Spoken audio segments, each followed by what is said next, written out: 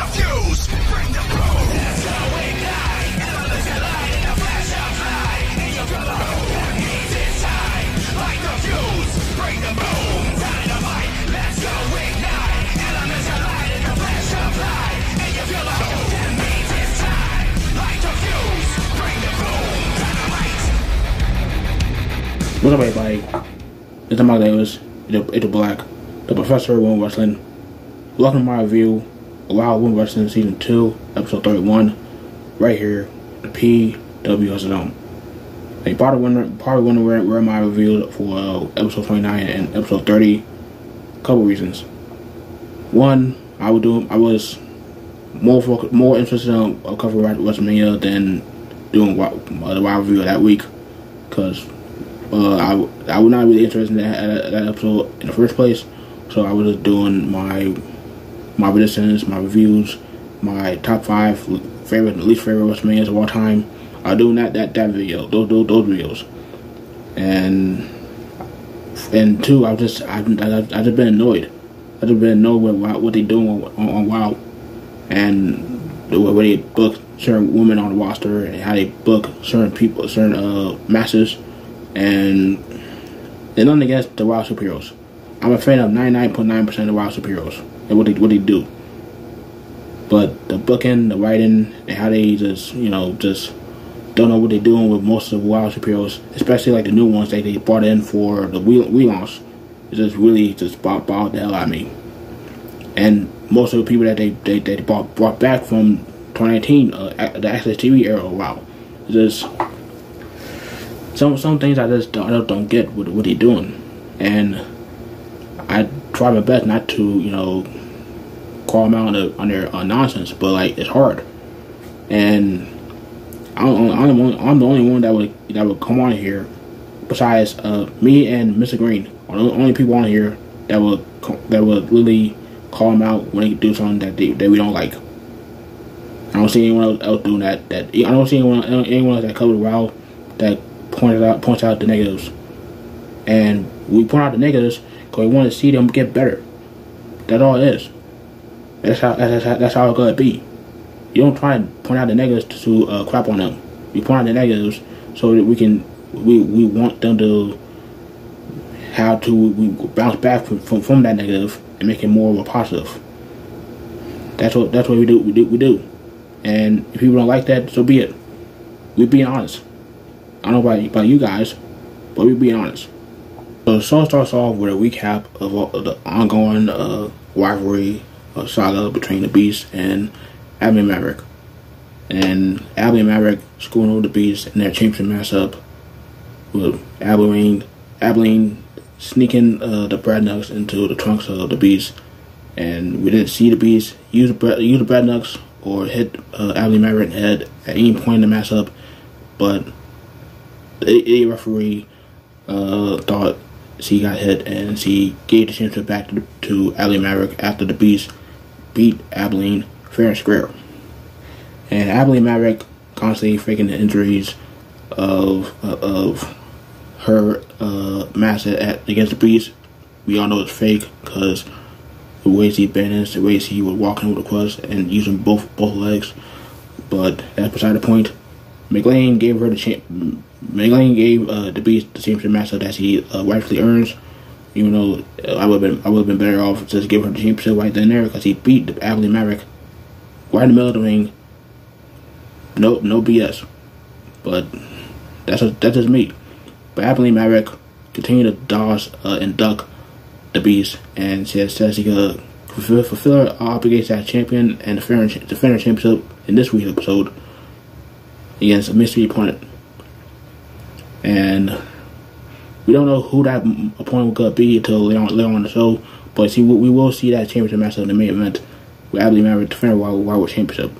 But speaking of the Wild World Championship pisser, we see the Beast taking on Golden Collins. And this is McLean just saying, hey, Golden Collins, you're doing the job tonight against the Beast, and you're still not going to get that first win in a while. And like, why?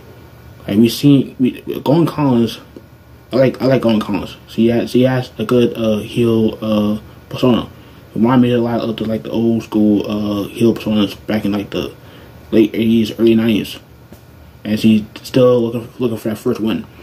And like I didn't get how they have her and Carrie Dinks, who'd also looking for her first win, while go out there with a wide tight titles against the motherfuckers. Like they have not won a match in a while, but they get a tight toss up over a team like Exile. And by the way, Exile had not gained or earned or get. They never had a title shot at all, not once. Exile been around for 2019. They never got a chance for the Wild Eight titles. Make it make sense. But anyway, the matchup was basically Abilene Maverick trying to distract the Beast, which is work. It worked for like half of the matchup. So Golden Collins attacks the Beast before the match even starts, and it wasn't a full-fledged squash match.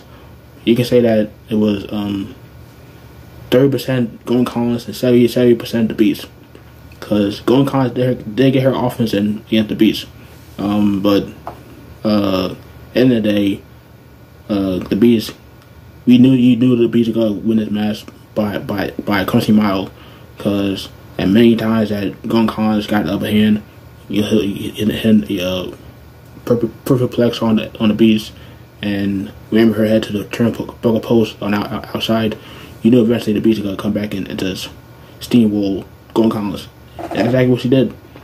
She hit the vertical suplex. She gonna go to Beast Bomb, but Golden Collins, after the distraction, doing a jackknife pin, Beast kicks out on one, and the Beast hits the spear. Beast Bomb, 1, 2, 3. That's all she wrote for Golden Collins. And the Beast stares down Abilene Maverick, while Abilene Maverick raises the championship in the air at the commentary booth. And there you have it. The Beast gets the win over Golden Collins, and Golden Collins still winners. Yay. So they had a backstage segment with the All-American girls, and they got approached by Abilene Maverick. And Abilene Maverick handed Chantilly a contract for a World War Championship match. And the contract does not say the Chantilly's name, it says Americana's name. So later on tonight, we have Americana versus Abilene Maverick for the World War Championship in the main event.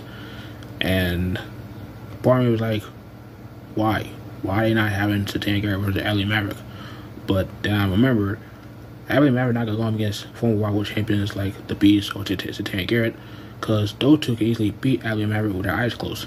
Especially The Beast, and especially Chantilly Garrett, since Chantilly Garrett has history with Abilene Maverick, aka Barbie Hayden.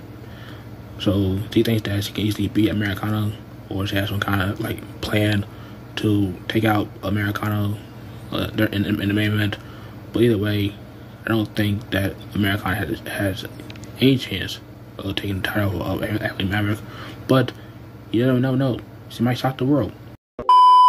Next matchup, you have Genesis. No Exodus, no Ice Cold, just her Oos. Taking on a familiar foe, and Stephy Slays. Now, it was Stephy Slays and Keto was better known as the Bully Busters that felt the wrath of Exile back in 2019 when they had the on-air episodes of WoW, and you haven't seen no episodes. They have on their YouTube channel. You haven't they had all the other episodes of WoW back in 2019. That's the TV era. So check them out if you haven't already. But this is the first time we see both ladies go up against each other one-on-one with no one in their respective corners. And it was a decent matchup, decent showing between from both Stephy and Genesis. Genesis started the matchup hot by charging at Stephy Slays, beating the crap out of her, and from there, this is her trying to wear and tear Stephy Slays with a series of submission holds, stretching her out, chuck her in the corner on the ropes. But later on in the matchup, Stephy Slays trying to find a way to make a comeback. You had her doing crossbodies, and at one point you see kind of counter a spinning heel kick from Genesis and hit a lariat and a series of flying clotheslines. and a monkey flip. And at one point, see, we thought that Stephy Slays had a match won because he had her Genesis in a DT position, but Genesis stomped the foot of Stephy Slays, ran her to the corner, turns her around, jackknife pin using the ropes. 1, 2, 3, and Genesis gets the win over Stephy Slays. And this is Genesis' third win in third singles win in WoW in season 2 of WoW, and she proved that she can get the job done with or without her team. But this is one thing I did not expect. She grabbed the microphone and she says, "For a long time I've been in exile. I put my blood, sweat, and tears to this team so we could be tag team champions. But lately, seems like I've been carrying around dead weight. As you've seen in my match against Stephy Slays, I can looks like I could be better off by myself. So this might be my new Genesis moving forward. Like, what the hell? Like, I get her frustration. She upset that Ice Cold and Exodus have not been, step up their game, winning matches, whether it be singles matches or tag team matches. Like a couple weeks ago, episode 29, they lost against All American Girls because of miscommunication between Ice Cold and Exodus. Exodus accidentally kick Ice Cold in the face while they meant to kick Santana Garrett, and that's how they lost the match. And after the match, you saw Ice Cold and Exodus push each other to the point that Genesis had to step in and push him back to the locker room. Like, I get where Genesis is coming from. And lately, she making valid points because she had done a better job by herself lately.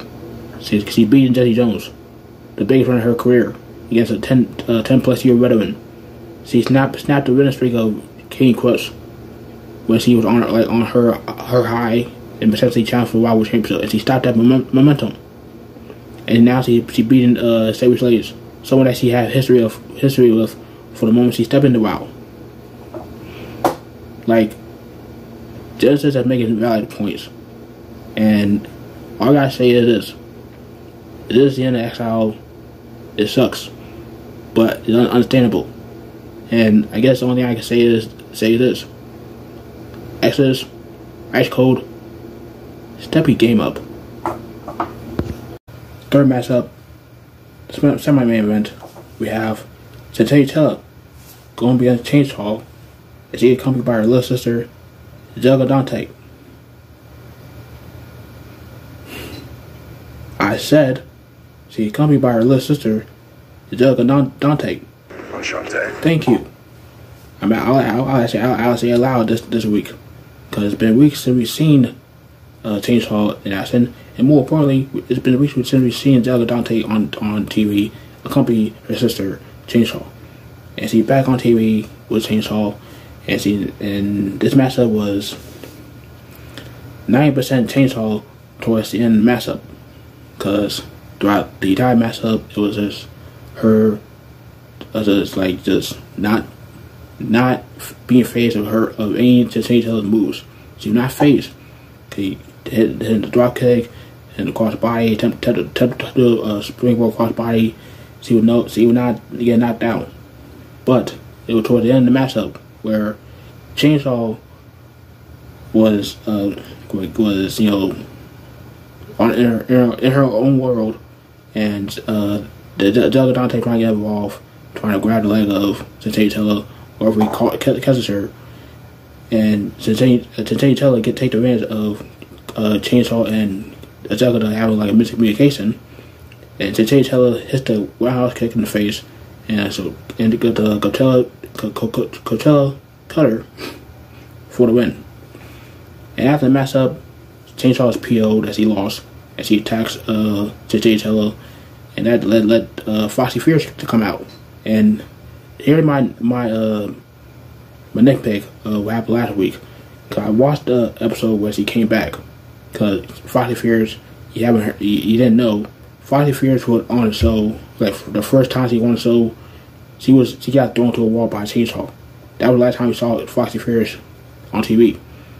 And the commentator didn't say anything. It's like, oh my God, Foxy Fierce, we haven't seen her in months. They didn't do any of that. Oh, it's Foxy Fierce. They act like she was on TV for weeks, but she wasn't. She was literally out for several months. But that's just like a nitpick I had about that. It should have been a lot more excitement when she came back, honestly. But you had Foxy Fierce come today to Chella, and out comes Holiday come to the aid of both Chella and Foxy Fierce, and Holiday and Chainsaw going at it in the middle of the ring, and the lights go out, and Holiday and Chainsaw still fighting. And once we see the lights come back on, we see the return of Siren the Voodoo. Siren the Voodoo is someone that we haven't seen at all in season 2. I was wondering when she gonna make an appearance, because he was in season 1, working alongside Holiday and Chainsaw, but we didn't know when she gonna come back in season 2. But she's back. She attacks Holiday, hitting her with antlers, and Chainsaw, Delta Dante, and the Voodoo stand tall in the middle of the ring while Holiday, Foxy Fierce, and Chella on the outside. And the Voodoo grabbed the microphone, and she basically said, I'm gonna paraphrase, she basically said, come back to the dark side, Holiday, because if you don't come back to us, then you gotta suffer the same fate as Foxy Fierce and Chella. And that's basically what he said. Because back before the Voodoo was missing on TV, Holiday was aligned with Chainsaw and the Voodoo. And now that since she's, on her own path, trying to be a good guy for a certain degree, Simon's just like, listen, come back to us. Because we all know how you are. You're not that good two suits.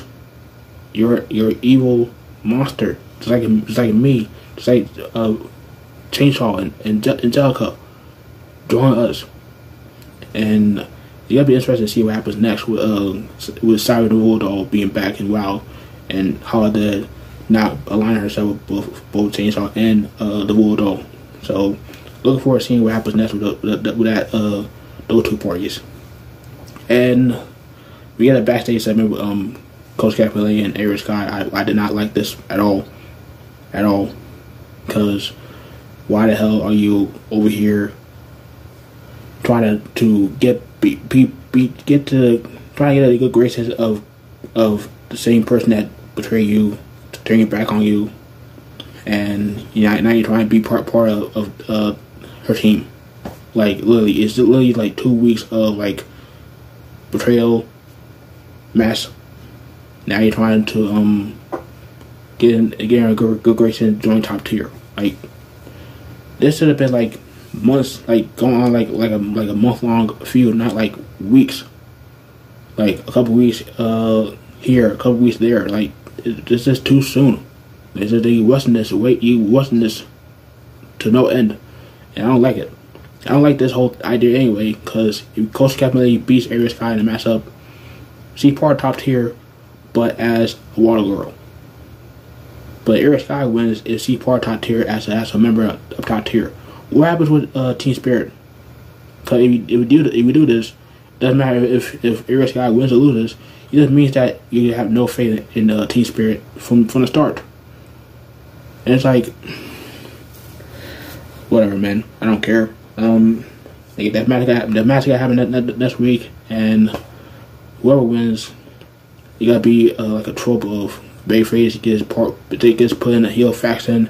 Babyface gets bullied to the point that she comes to her senses and attacks the heel faction and faces the leader of that faction in the match, and she wins. Like it's a cliche, it's a trope that it happens every time this situation happens.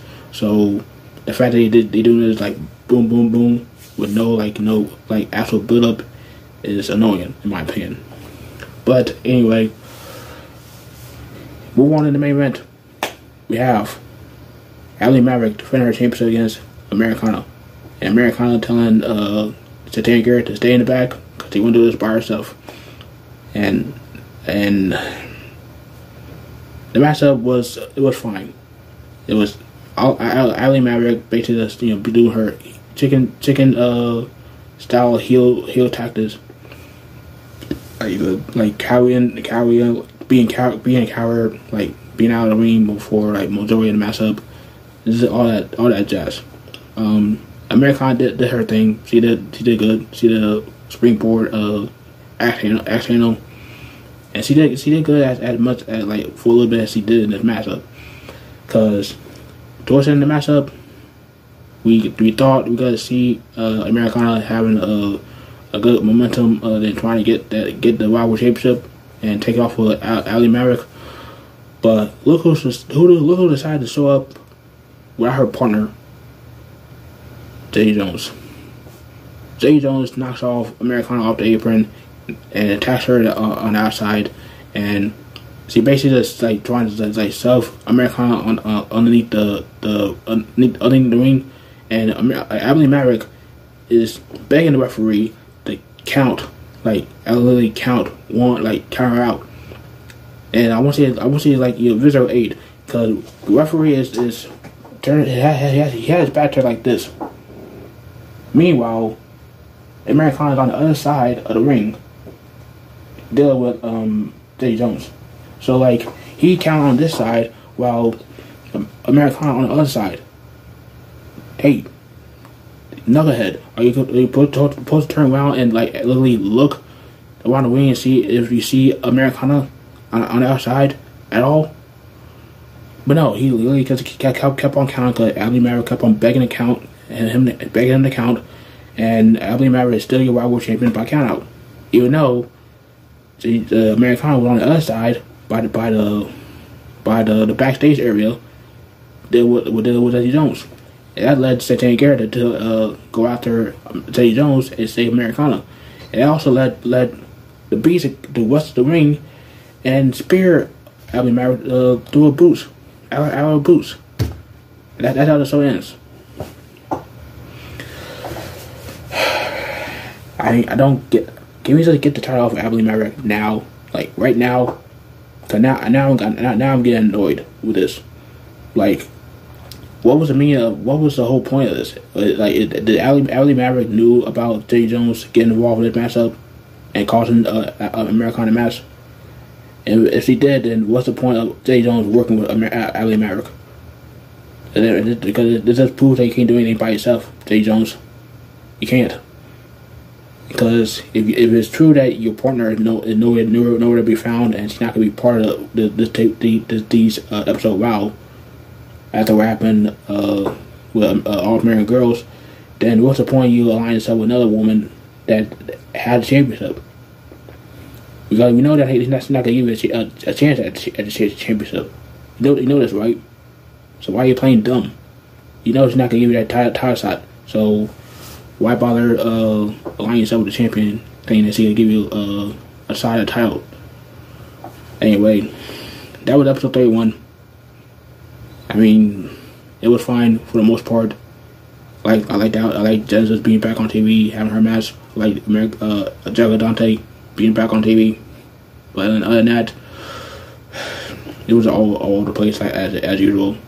But anyway, like, comment, subscribe, tap the bell, you don't miss any of my videos. And appreciate everybody that watched my WrestleMania reviews and British videos, and my least recent video about me talking about the Bloodline and Tama Tonga debut of WWE.